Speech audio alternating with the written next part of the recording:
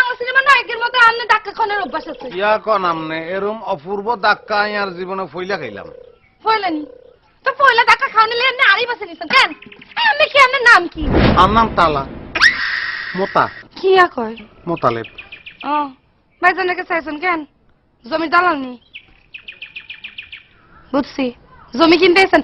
আর ভাই কোনো জমি টমি বেচবো না, আপনি চলে যান। আই আমনের বাড়ির কাছে আইনো। তো কার কাছে আইছেন? আমি তোমার কাছে আইছি। আর কাছে কিনলে আইছেন? তোমার কাছে আমি কিল্লাই আইছি কইতাম মারতাম না, খালি জানি বারবার আর তোমার কাছে আহন লাগবে এটা আর কোয়ালার নিয়তি। কিনলাই?